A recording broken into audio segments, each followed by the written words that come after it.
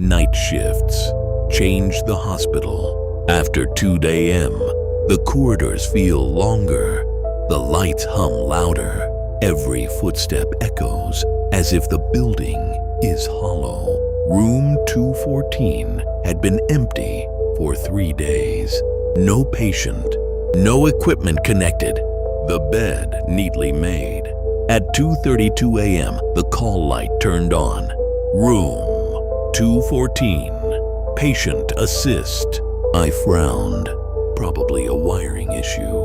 I walked down the corridor. Shoes whispering against polished floors. The door was closed. I pushed it open slowly. The room was empty. The bed untouched. Bathroom light off. No sound. I checked the call button beside the bed. It wasn't pressed. I returned to the nurse's station. The panel lit up again. Room 214. Patient assist. This time, my stomach tightened. Back down the hall. When I opened the door, the bathroom light was on. I was certain it hadn't been. I stepped inside. The mirror reflected the empty room behind me. Then I noticed something wrong.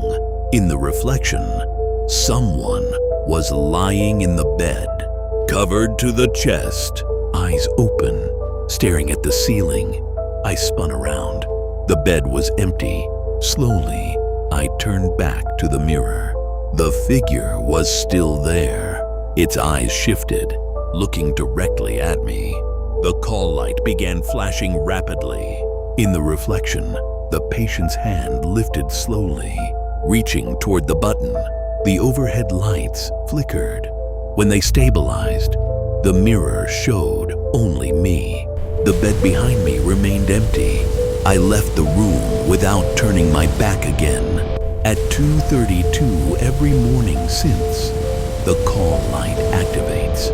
Maintenance found nothing wrong with the wiring. Room 214 remains officially vacant. But some nights, if you stand very still outside the door, you can hear the faint clicking of a button being pressed over and over and over. The hospital has 6 floors. Every employee knows that.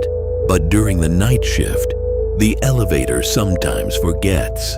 It happened at 3:08 a.m. I was alone inside, heading from the 6th floor to the lobby. The doors closed. The elevator moved down. Then it stopped. The display showed nothing. No number. The doors opened. There was no hallway, no walls, just darkness. Not the absence of light, but something thicker, like the space itself hadn't been built. I didn't step out. The doors remained open longer than usual. Then I heard something, a slow dragging sound from inside the darkness, like bare feet moving across concrete. I pressed the lobby button repeatedly. Nothing. The dragging grew closer. A faint breathing followed it. Uneven, wet. The lights inside the elevator flickered. For a moment, I saw something at the threshold. A shape, tall, too thin, standing just outside the door. Its head tilted slightly, as if studying me. The doors finally began to close, but not because I pressed anything, because the figure leaned forward and something brushed against the frame. The elevator dropped suddenly, too fast. When it reached the lobby, the doors opened normally. Bright lights, voices, security at the desk. I reported the malfunction. Maintenance checked the system logs. There is no 7th floor, and according to the records, the elevator never stopped. But now, every night at 3:08, the elevator pauses briefly between floors. And sometimes, when the doors open, there are faint, wet footprints inside. At the far end of the old wing, there is a hospital bed no one uses. It's been there since renovations began. No mattress assigned, no patient file, just a metal frame under dim lights. During night rounds, I try not to look at it, but I always do. The first time, I saw a shape beneath a sheet. I assumed a transfer had arrived. I approached slowly. "Sir, can you hear me?"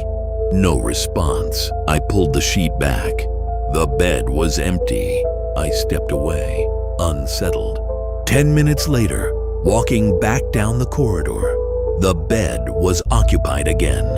This time, the figure was sitting upright, back facing me, head slightly tilted. I froze.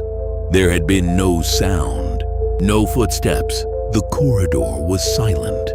"I'm not assigned here," I whispered. The figure's head tilted further. Too far, the overhead light flickered. When it steadied, the bed was empty again. The next night, it happened at exactly 3:11 a.m. The bed was occupied, this time facing forward. I couldn't see a face, only darkness where features should be. But I felt watched, observed, measured. I took one step closer. The metal frame creaked, not from my weight, from the bed shifting, as if something adjusted its position, waiting. The lights went out briefly. When they returned, the bed was empty. Again, I requested removal of the unused bed. Administration claims there is no extra bed listed in inventory, no record of it ever being there. But every night at 3:11, I hear the faint scrape of metal, and when I walk the corridor, I make sure not to look at the end, because I know that if I ever see it standing beside the bed instead of lying in it, it will no longer be waiting. It will be following,